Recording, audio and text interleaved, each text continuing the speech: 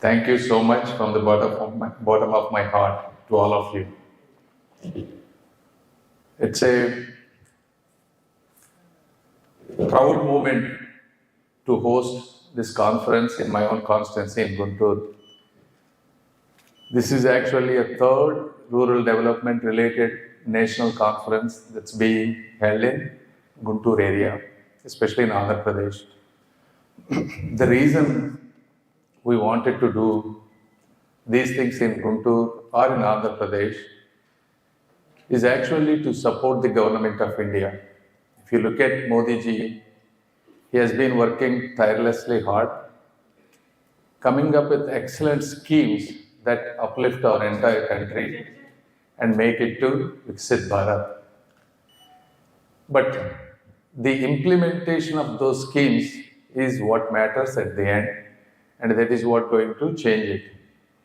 So, under our visionary Chief Minister Sri Nara Chandrababu Naidu Garu and our Rural Development Minister Sri Pawan Kalyan Garu, with all of us being here, we wanted to be the role model to take these things forward so that at least whatever we could contribute to the nation building will come from Andhra Pradesh. That's the reason why we take these things so seriously. And if you look at it, all our department people, rural development people here, from secretary to everybody, director level, for the last, we only gave 15 days to create this entire pond beautifully to showcase our vision. They have been working extremely hard to show what our vision to the rest of the India, and hopefully it could be a landmark event in the watershed program. So that's one thing in the outside. And then if you look at it, the watershed, Manoj Joshi ji was right. A lot of people, for example, he himself is an exceptional officer. I know about his story and all that stuff. But all the good work that they do may not translate into the public perception, which is an injustice for the people who are genuine, hardworking, and want to really contribute to the India's development. So, how can we do that? And this is the reason why we came up with all these ideas and how we want to take it forward. But if you look at India's story, it has always been written with monsoon ink. Our prosperity rises with rain and falls when it fails. And 3/4 of our annual rainfall comes between July and September, just in 4 months. So we are uniquely dependent on how we capture, store, and use every drop of water that comes. And if you look at it, the data of India, water is getting tighter. An average annual per capita water availability is estimated should be at least more than 1700 cubic meters. If it is less than 1700 cubic meter, the place is considered water stressed. So according to 2021 estimates, our per capita is 1486, approximately 1500. So already 4 years ago, we were started to be under water stress region already. And by 2031, it is estimated to be 1367. So it's going to go down even further. And if you look at it, 4% of the world's renewable, only 4% of the world's renewable water is available in India. However, we cater to 18% of the world's population. You see the difference. This is why in 2016, when drought hit, it hit almost 330 million people, that is 33 crore people. So the cost of inaction is huge. It worsens floods and drought in the dry area, accelerates soil erosion, saps farmer incomes, all this stuff, and triggers urban water crisis. So understanding these problems, our Honorable Visionary Prime Minister Sri Narendra Modi ji has made this water security as a national security and recognized this and came up with all these wonderful schemes. And if you look at the watershed management, Pradhan Mantri Krishi Sanchaya Yojana 1.0, obviously we have, wherever we could do effectively, the results are obvious. And whatever the investment we did through the government, it created at least 6 times production, close to 20,000 crores of output. Farmers' income has risen 70% in those areas. Milk production has increased almost 40%. The number of crops farmers sow is 3 times. It used to be only one crop, now 2 or 3 they are doing. The groundwater level has increased more than 3 meters. So these are all the obvious results that we could see in these areas.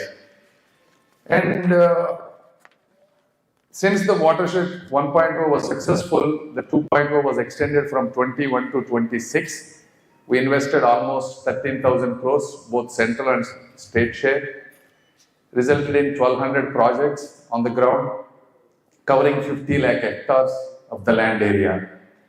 And to involve the people into these programs, last year under our Honorable Cabinet Minister Sri Shivraj Singh Chauhan ji, we unveiled Jan Bhagidari Yatra so that it can, village with the vans and awareness goes to the villages, and it covered almost 8.5 lakh farmers.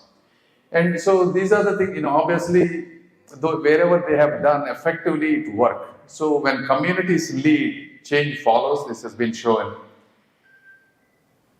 And why certain things, even though we have been doing good in certain areas, why these things are not taking off? We all have to introspect.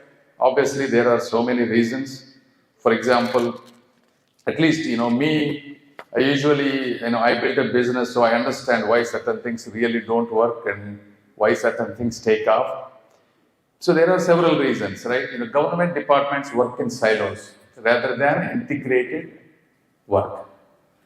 So that silos, how can we solve those silo problems, right? Land department is different, water department is different, agriculture department is different. So this is where brainstorming need to come. Can we create, at least on a prioritized basis, cross-functional teams? There are somebody, 2 or 3 people, their entire goal is to coordinate and get things done. That could be something our rural development people can do. And also convergence, schemes with convergence often make, cause delays. So that's another area. So when you want to really converge, that means you are working with multiple departments, it's going to be delayed. How can we do convergence in a systematic manner that can prevent these bottlenecks rather than not thinking through those things? And then there are delays in coming up with these DPRs, detailed project reports. So what are the mechanisms? Are there already people who have been experienced in creating these DPRs, engaging them in a systematically statewide? And awareness, and this is where hopefully tomorrow's program might be helpful. Most people cannot visualize the benefits of these projects. They are happening remotely to certain areas. The effects are long-term. They cannot see those things. And they consider these as a temporary labor schemes rather than a long-term resource enhancement. How can we do that? And then, even when we do in certain areas, the other problem is maintenance. We spend money and in the long run, they don't get well maintained. That's because whatever the government structures we create, watershed user associations, Gram Panchayat, they have to be really thought through. How can they be made accountable to get these projects maintained? And probably another most important thing is funding ratio, 60-40. Central always somehow gets the money, but the state, when it comes to states, certain states have issues, certain states do better. For example, in my own Andhra Pradesh, last 5 years, quite a bit was not done. Then we came back, we cleaned up all of that. Now we are coming up with the funding of that 40%. So we're able to move some things forward. And if you look at our own state, we're building a beautiful new Amaravati capital where these watershed kind of projects, ponds are actually being pre-built, thought through those things. So I agree, it comes with the right leadership to understand these kind of things. But in any way, now we are working on the 3.0. I think this is where, if what I believe, the reason people are not participating because they cannot see, it's far from them. But if we can come up with a strategy, prioritized strategy, identify all the villages that have more than 10,000 people. I looked at it, there are coming around 5,000 villages. And if you look at more than 5,000 population villages, they're coming around 20,000. So together, there are probably around 20 to 25,000 villages. If you can create these water bodies where the villagers can use day to day, that is what tomorrow they're going to be a walking track, there will be a children's play area, there will be an open gym for people, and there are automated solar lights, there is an open auditorium. All of these we were able to do under 1 to 1.2 crores. This is something, if the states can come up with, the central can come up with some scheme, these ponds have to be close to the village habitations. So they can see this and they can maintain it even if you invest. And these, obviously you cannot do these alone because you want to promote in the drought areas. So how can we link, if a state does a good job in those drought prone watershed areas, maybe 1 to 2, 1 to 3. If you do one of that, maybe 3 can be given to these. So this kind of prioritized strategy, and obviously linking with some convergence with Manrega, might be valuable, and hopefully that can give a lot of visibility. I can see the visibility right now. Joshiji, we created this water body within last 10 days, right? I went there a couple times, we presented, we put it in social media. I am happy to tell you more than 250,000 people in Telugu states have visited just this project. And there are people are so happy. This is what we need, kind of thing. So obviously, whenever we do the things that people want, you will get the visibility. So that's my sincere suggestion for all your hard work and everything. If there is a way we can take this forward to these 25,000 every year, maybe 5,000, it wouldn't cost us much. We can, per acre, based on this model, this is a 20-acre pond, but not all villages have 20 acre. They probably have 5 acre, 10 acre. So we can come to a rough estimation to do a similar model per acre, and then we can put it into the projects and hopefully can take care of those things. So with all so my suggestion would be, obviously this is just one brain thinking like that, but many of you have been on the ground and have been working quite hard. You know the practical realities other than what I know. So we are hopeful you give very valuable suggestions to our department people, and union government is ready with funding, with technology and policy flexibility. Anything you want, if it makes sense, we're happy to help you. And you all must lead with convergence, community engagement, and a deep commitment, so that, whatever the problems that I have mentioned about where we are going, how we are in terms of water stress nation, we can solve it. So with that said, I want you to think these are not watershed, they are not check dams, okay? I want you to understand these are like rebuilding the ecological foundation of rural India. And it is about creating certainty in an uncertain climate. It is about converting rainwater from liability to an asset. I hope we all can work together to make India from a water-stressed nation to a water-secure nation.